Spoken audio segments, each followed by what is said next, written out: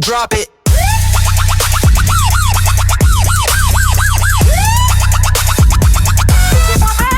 Drop it.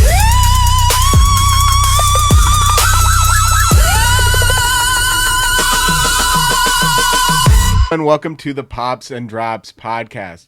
On today's episode, we have Kai, who goes by OH.GEE. He's been DJing in Portland for over a decade. How's it going? Pretty good, man. How are you doing tonight? We're doing great. Yeah. So when did you, or what kind of got you into DJing in the first place? All right. I mean, it's started, kind of listening to earlier, like, progressive trance, like Tiesto. I found that kind of in high school as it was, kind of exploring different genres of music after just listening to, like, a bunch of rap and rock. And I was like, what else is there? And that music kind of, inspired me to dive deeper into it. And then I ended up living with some roommates at the time who were DJs. And they kind of were, already kind of into it. And the progression of just learning from them and just the general interest in music that I picked up from there, it was just a natural sort of progression into kind of teaching myself and learning how to DJ off of these guys too. So after that, just kind of progressed from, going to all these shows and seeing all these famous DJs and artists in town or wherever it is at these venues or at the Gorge and all these wonderful places, to kind of just getting that feeling like, I kind of want to be up there, Yeah.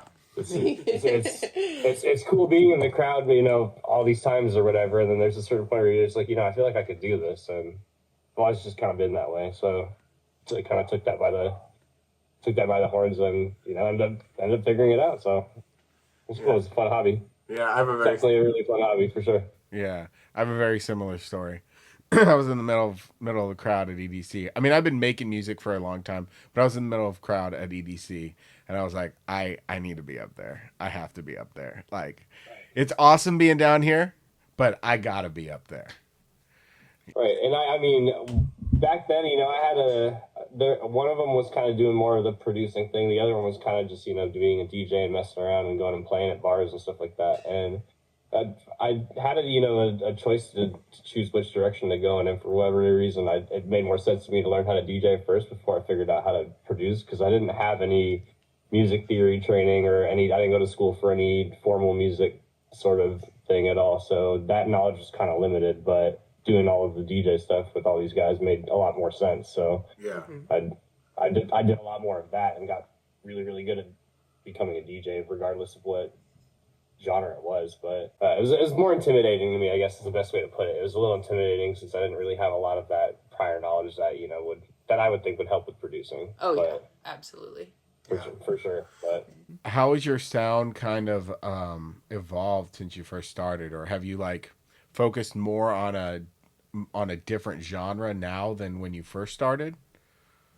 So for pretty much majority of my electronic music career per se, it's been mostly house music, other whatever form of house music, whether it be it used to be deep house, used to be cool, way cooler back then than it is now. So now tech house is kind of the new thing, and bass house, and it's I love all of it. Don't get me wrong, dude. I really do love all of it and appreciate all of it. But it's funny to see how things progress over time and how I don't want to say fads, but the things literally do kind of change over time for sure in terms of what people are feeling. It goes in a cycle. It all kind of goes in a cycle. So that's why it's always just kind of learn to not really worry about what you're playing and just play what you want, because it'll all come back eventually and it's all relevant. You know what I mean? How did you get your name or your DJ, your moniker? It used to just go by whatever I would go on, online video games. So I'd play, Xbox Live, or even on Discord right now. My username is Guam, which I grew up in Guam as a kid. That was where I spent the first 14 years of my life, and my parents moved us out here to like this West Portland, like Beaverton area, and I've been living out here pretty much ever since then. So I kind of just smushed the two names together almost in a weird way between like Oregon and Guam, and that's just kind of what I've been rolling with online for a long time. And I went by that as my DJ name for a little bit too, but it wasn't very marketable. It didn't roll off the tongue very well. It wasn't very approachable. So I changed it and kind of reformatted it to OH.GEE, which is it's definitely a little easier to remember and a little easier to market for sure, and create a logo for all that stuff. So it was, I just ended up being like that. So it's kind of like the secret hidden sort of story behind it, but. That is such a cute story. I love it because like the O for Oregon and then the G for Guam, it's right? like it's the original, and it's also the OG, like the original sort of name for it too, or whatever. So that is awesome. I love it. Only the ones who have known me for that all this time would really know that story, and so it's funny you ask that. That's cool. Now all our listeners are gonna know. Yeah, everyone's gonna know. That's Tell the world. That's dope. Do you draw inspiration from growing up in Guam, or what, or outside of music, what do you draw your like inspiration from when you're? I mean, some of the influences, some of the sounds of what I play, more the drum and bass music that I play definitely has like sort of that jungle, like island vibe sort of flair in it for sure, which that definitely leans from where that Guam sort of vibe that you're talking about for sure. Yeah. But you know, a lot of the I don't really have a true answer for that, because you know, I just try to appreciate all genres for all of their existence. I know what I like as a sound in terms of when I put together my sets of my music, and that can be drawn from, you know, from metal music, from country music, from just about anything that I listen to. It's just try to keep an open mind, I guess, genre wise, and it's able for me. It makes me able to soak in more information and really decide what makes sense to me and where I want to go with direction in terms of what I do for music. So I don't really have a true answer to that, really. So I draw from a lot of different things. So it's a vast source of things that I just try to keep an open mind to.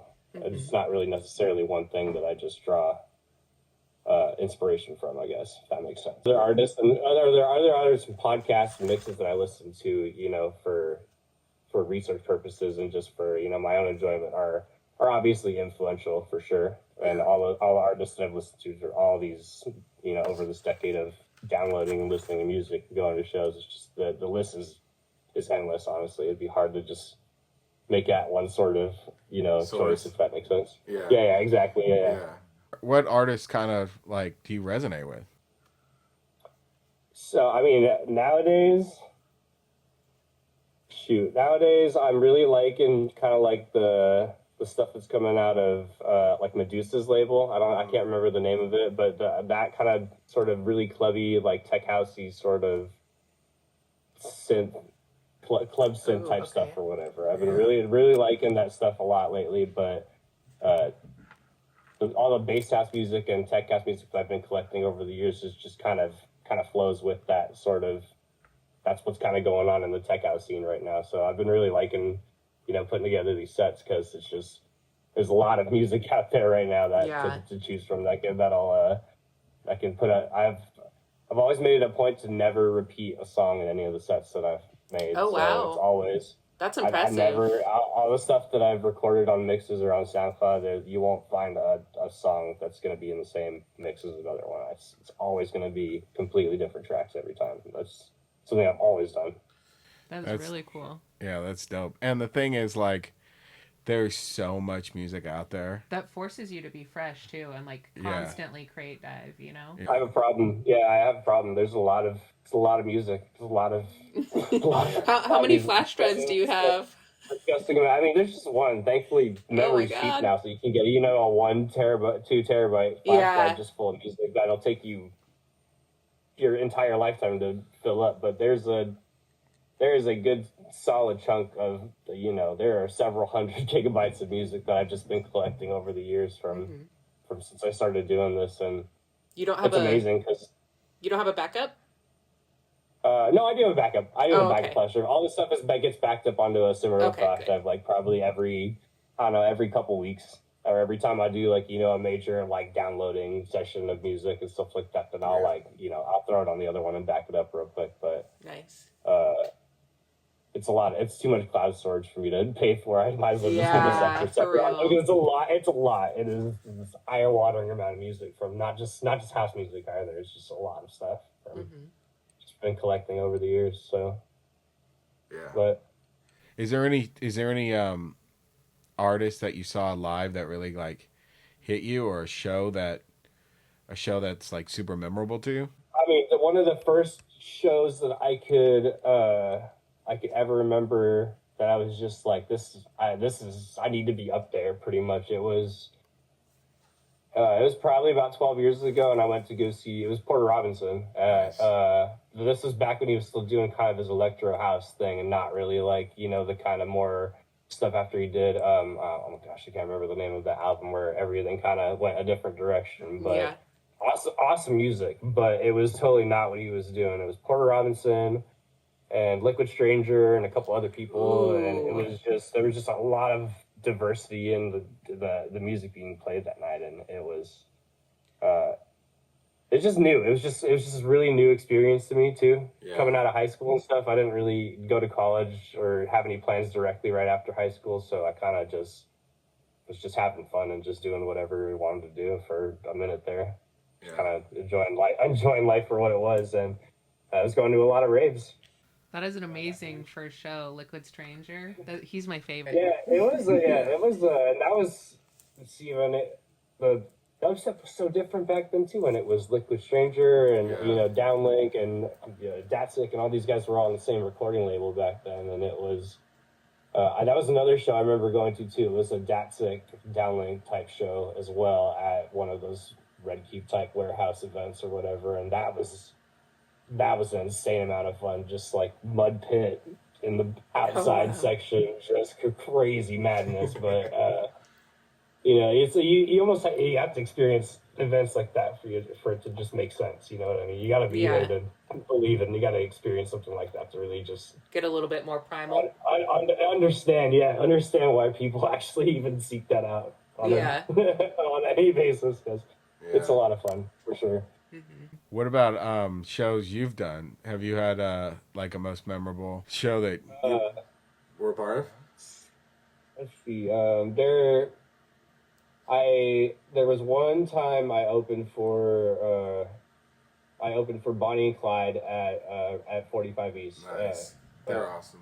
For Red Cube, and I don't think I've ever played a set at any other venue that I've gotten booked for where the artists were actually like practicing and going stuff over before the set, like pretty much when I show up beforehand. You know what I mean? Yeah, that's really cool. I'll show up like 15, 30 minutes before, whenever they'll open the door for me or whatever to go sound check and make things in. But they were actually on stage like practicing and going over stuff, and they came down and introduced themselves, and that's badass. I'll never forget. Yeah. He asked me, what are you playing tonight? And I was just like, mostly this and some tech house and this that. He's just like, it doesn't matter. Just play whatever you want, dude. It's gonna be a good night regardless. And I'll never forget that, because that was really good. It was really thoughtful for him to just be like, just play what sounds good to you, and it's gonna be good either way. So I'll always remember that. That's for sure. Yeah, when you play what you actually enjoy, like, and freestyle it, and your heart's in it, it's passionate, and so it just sounds a lot better for everyone. The crowd can feel it. Yeah, definitely. So I've always tried to align myself with gigs or with people that encourage that. You know what I'm saying? It's sticking to the assignment or understanding the assignment for everything is one thing, but you also don't want to completely restrict the artists. Or there's been a couple of gigs I've played for where there was pretty much a do not play list. Essentially, there's a whole solid list of things that just like, you do not touch this section of top 40 or EDM or whatever, because they're probably going to play it and the headliners can play it, and you just have to make your set or play your set around that, and it's always difficult. And it's discouraging for newer artists too, because it restricts your creative freedom, which I don't think is a good thing. Yeah, especially if you like find a really good remix or make a really good remix and then you can't play it. Like, yeah, right, it's hard, it's tough. So going back to when you first got in, is there anything that you would want to say to yourself back then? Like, if you could go back 14 years and talk to yourself, what would you tell yourself? I'd probably just tell myself not to worry so much about, you know, the consistency of things, or, you know, the frequency of how often you play, and you know, the quality of the shows and the quality of sets that you put in is just far more important than getting booked on a regular basis, in my opinion. You know, some people may think differently, but I've always been more of a quality over quantity type of person, and that goes also with, you know, the DJing stuff and putting together sets and making gigs. So Yeah. I think it's important. I mean, like, I would just say, like, you know, don't sell yourself short. You know what I mean? Just you may not think you have what it takes, but that's part of the learning process. Is, you know, going out there and getting opening gigs and playing to, you know, 4 people that are opening or whatever, and it's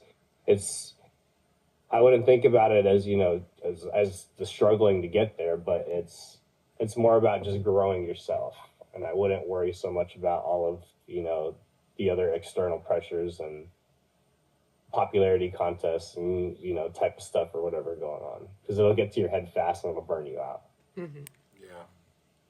It's not a good feeling when you burn yourself out on reasons that you shouldn't be. Yeah. Absolutely. 100%. How do you have you ever had any really dope B2Bs or any really cool collabs with any other artists? You know, not really. I really haven't. I haven't really had a lot of productions or, you know, producing experience. So the production collaboration stuff has pretty much been non-existent for that reason. But aside from just the, you know, a few impromptu back-to-back sets at some, you know, gigs or whatever at some shows where, you know, it kind of just happens naturally or whatever, then I really haven't had a whole lot of experience, you know, doing back-to-backs or collaborations. And that's always just run solo for most of my DJ career. Learned with friends, obviously. You know, there were a couple times we DJ with friends on stage and stuff like that in the earlier days of it. Well, after I kind of, you know, figured things out, I really didn't have a partner or considered, you know, doing collabs as much as I do nowadays. You know what I mean? Because I'd be open to it for sure. And I've definitely gone out and listened to people's sets in public, and I'm just like, we could definitely put something good together. But, you know, it's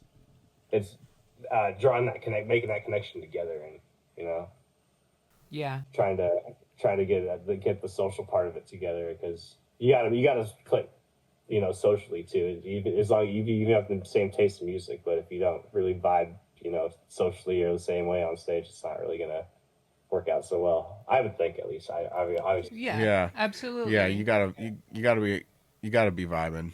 Yeah, and I mean, it's not because, like, the body movements and stuff, you kind of have to know how that person moves around, you know, how they're paying attention to other stuff as well, so that you know what you need to pay attention to and where you need to be. People mix differently and set up viewpoints differently, and I definitely feel like it's something that, you know, you got to rehearse with ahead of time, you know, kind of, you know, make it out. And, you know, I practice in the same room even, or on the same setup for that matter, just to get some sort of consistency to gel, because there's a lot of variables that could, you know, happen in sort of this industry and this line of work, for sure. Yeah. It's kind of taking the pressure off a little bit, but it's also adding a bunch more pressure to, like, you know, you don't want to step on their toes. And like a little bit more anxiety too, because you. Yeah, how cool are you with this guy? Really, just because I don't want to be that guy who's overshadowing or doing too much. And will the friendship last? Yeah, my social anxiety just is like that. So it's just gonna happen. I'm just gonna think about it regardless. So yeah, can't go to sleep for 2 weeks, staying up thinking about it. Yeah. Right, that guy think I was weird. I don't know. Yeah, I definitely do that. It's true though. It's very true. But it makes you human. That's the thing. Is it's normal. It's so normal to be like that. Really though. Yeah. Yeah. How would you describe your sound to someone who's never heard you before? It's definitely on the, the higher energy side of, house music or dance music for sure.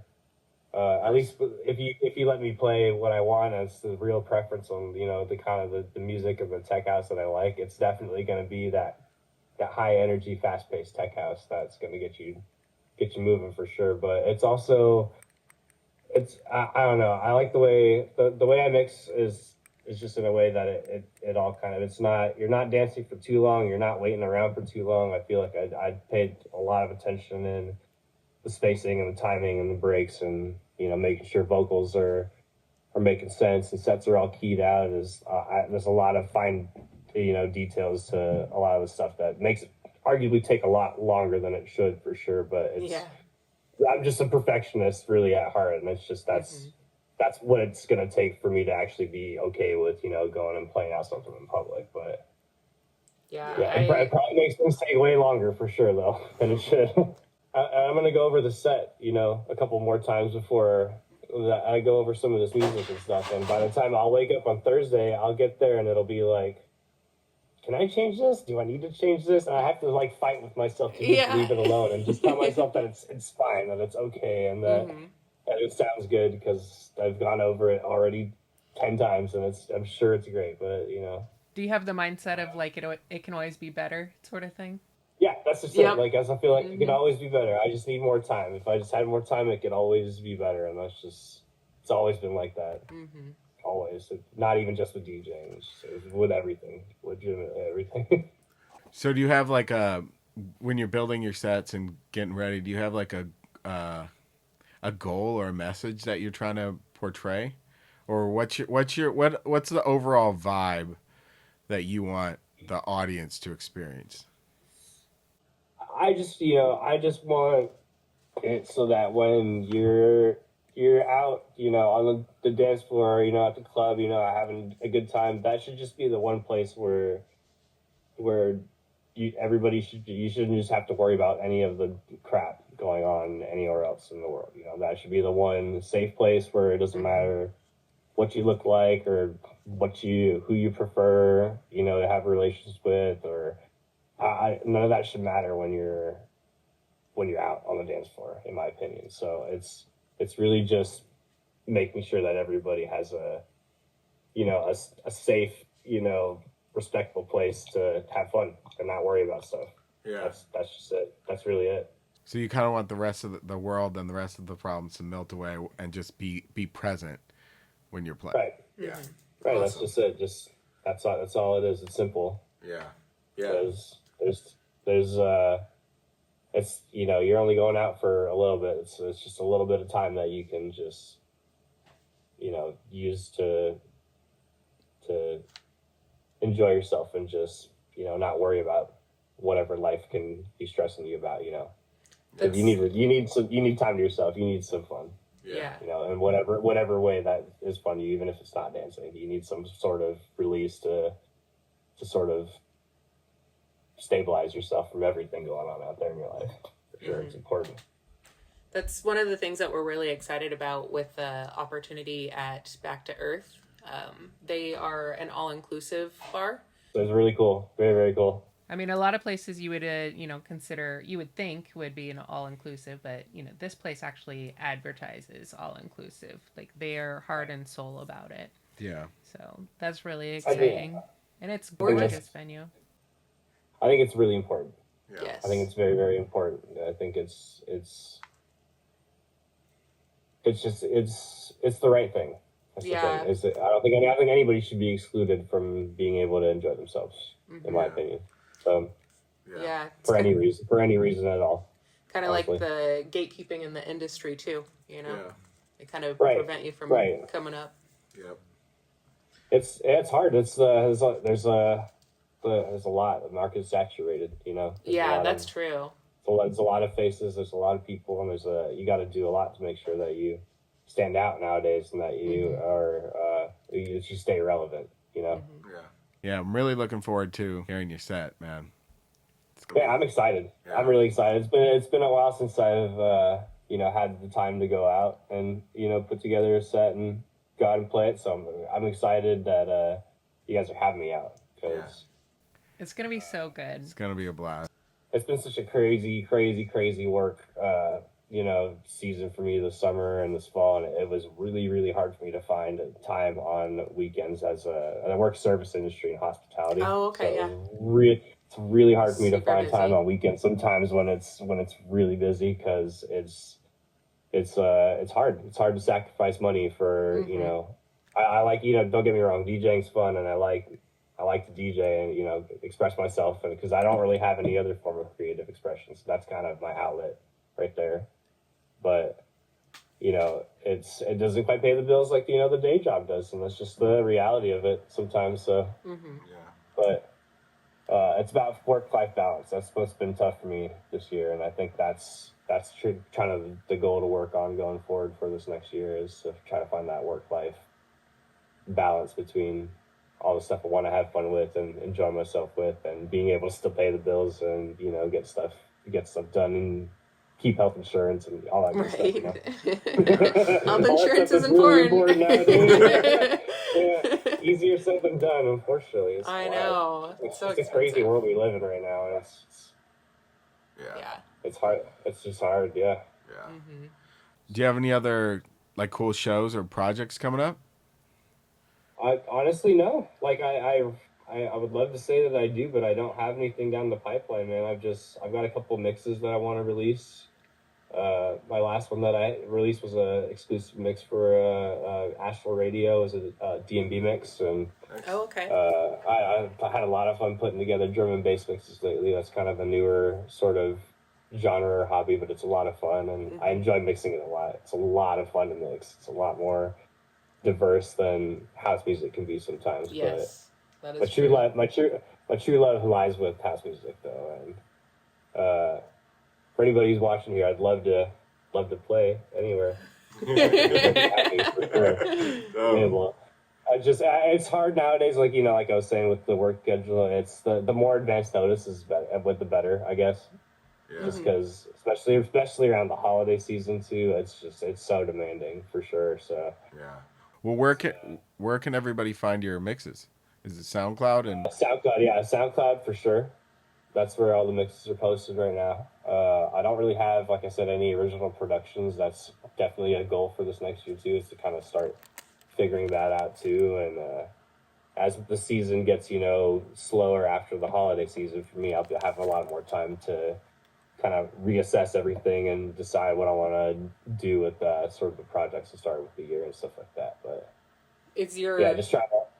Is your handle on it OG or is it O.GEE? I'm gonna have to. It's SoundCloud.com, and I believe it's OHGEE, so it's OHGEE PDX, and that's what's gonna be the SoundCloud plug right there. But Instagram and Facebook will have that link on there too as well. If you find me on there, for sure.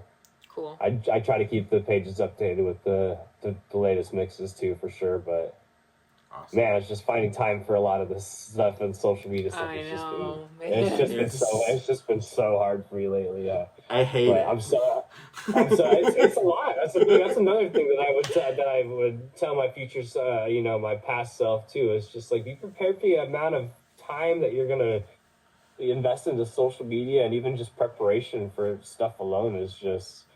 I didn't think it would take as much time as it would to put a good Facebook reel out that's got the proper promotion and tags and I would have never thought, but it's such an integral part of promoting a good successful show, which I'm sure you two definitely know about for sure. Yeah. It's one of the cheapest and most effective forms of advertising, really, though. It is. And like, I'm grateful that it exists, and Facebook and Instagram and YouTube and all that stuff. I'm grateful it all exists, but it is a pain in the ass to keep up with all of the channels that you have to post stuff to, and you got to post every day, and like, it's just like, come on.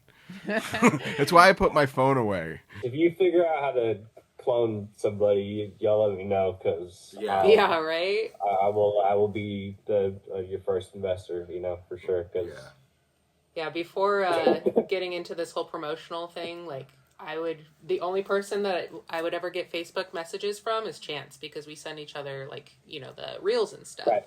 Yeah. Totally. But now it's like, I don't know, anywhere from 10 to 20 different messages from different people a day. 10 to 20 different people a day. And it's... Yeah, y'all are killing it. I mean, the reach is absolutely, it's great to see, you know, because, I mean, it's very time consuming. It is so time. Yeah, I was going to say, it's a lot of work, but I just want you two to know that. We appreciate it. Thank you. It's Thanks visible. for seeing you us. Can definitely, you can see the growth, like, for real, though. You can see the growth, and obviously the cause and the values and the morals are important. Mm-hmm. That's, I won't speak more about it on the past, because I went through some pretty terrible stuff with some, you know, former production groups, and, you know, some people that were definitely not the best, and that were not the most honest, or very, very not, you know, just respectful towards the community. And I urge, you know, especially newer DJs nowadays, to vet who you're working for, and to, you know, make sure that who you're playing for, or that you're associating yourself with, is going to be a trustworthy source that is not going to, you know, end up backfiring in your face later when something goes wrong, or morals don't align, or somebody gets, you know, called out for doing something. But you want to make sure that you're covered before, you know, committing yourself to a brand, or a production company, or anything for that matter. That associate with Big time. I think that's very important. That's the final message right there, is vet who you're working for. For sure. But you guys, it's crystal clear with our points, so there's no question about that, for sure. Thank you. Yeah, we try and make sure nobody has any questions about that, and if anyone does, you know, we're very upfront, and we'll speak on it. So and I appreciate that. Yeah, I think it's big. And, you know, as a promoter, it's very important to us to vet people as well. Like, everybody on our team, we do the background checks. And then if, you know, people that are playing our shows, if things get out of hand and they go against our morals and values, we, you know, got to take them off a bill. You got to do what you got to do. It is what it is, because you can't, you know, let somebody else's decisions or morals put a stain on all the hard work and all the effort that you're going to put into you know, creating your brand and creating your enterprise. It's the last thing I'll let happen to myself. That's for sure. Yeah, exactly. And it's not just about our brand too. It's like everybody else that's going to be on that bill too. You know, it would be affected by it.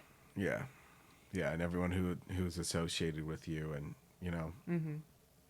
Yep, it's important to be good and to spread love and just be a good person. That's the real moral of the story. It's just be a good person. Be respectful to each other. We're just gonna the way that you would want to be treated, regardless of what they look like. Really, though, it's just bingo. A simple concept, but let's just all do that, and everybody will be okay. Yeah. We're gonna take that 10 seconds and put it on a loop for 30 minutes, and that's gonna be this podcast. I love that. Just be good. Yeah. Just be a good person. That's it. Yeah. Absolutely. Awesome. Well, we're really looking forward to. Yeah, man. Likewise. Really, really, really looking forward to coming out and playing. It's gonna be so much fun. Absolutely. Yeah. So we will see you tomorrow.